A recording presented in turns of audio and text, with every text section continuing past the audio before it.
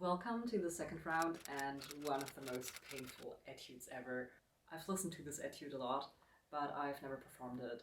So I've been toying around with it for maybe 2 weeks, and that was enough to give me a glimpse of how painful this can really get.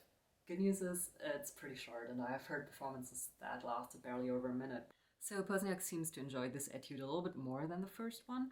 Yeah, that's funny. So Pozniak does not want you to play this really fast. He points out correctly that a lot of pianists just try to show off their technique by playing this really, really quickly, which I can understand because once you've learned this etude, you just want to show off how much you can do with just 3 fingers. But let's try to dig a little bit deeper anyway. I'll try to translate what he wrote here because I really like the picture he paints. So he says this piece was written in a pre-spring atmosphere in Paris with its refined lifestyle, aesthetics in the salons, a subdued tone in higher society, enthusiasm expressed in a mere glance and a short handshake. People understand each other without shouting.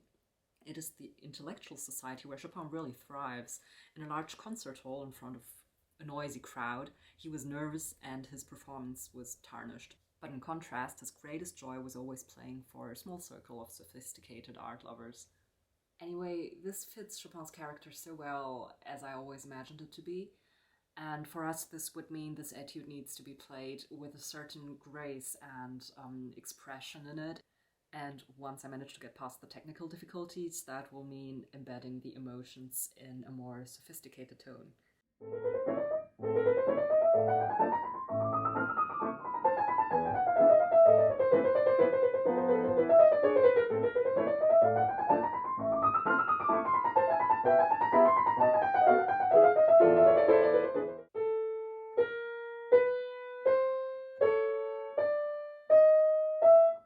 But regarding those technical difficulties, he also has a few suggestions, and one of them is to treat your fingers like small hammers, meaning that you kind of imitate the movement a hammer does to the string on the piano.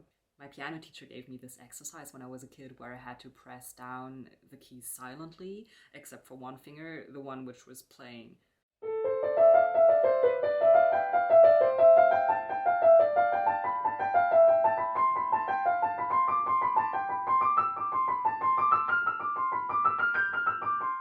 So this could be a way to practice this a little bit. Another thing is the left hand, which could easily be neglected because it doesn't seem as difficult as the right hand, but it's actually really important for the sound. Since there's no indication on how to pedal in the scores I have, this could be a version I would want to try.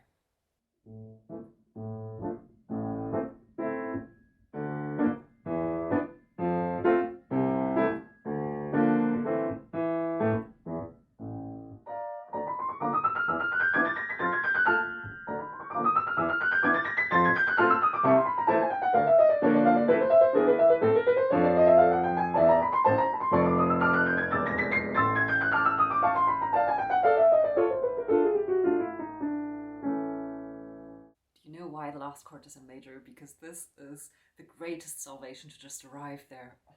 He also stresses to avoid applying pressure at all times. This is just something my professor back in college would have said to me over and over again. Did you ever have those lessons where you got the same advice from a teacher over and over again and just seemed impossible to improve? Don't apply pressure. No pressure. No pressure. And you're just like, I'm trying. Why are you saying this over and over again? Well, are you doing it? No.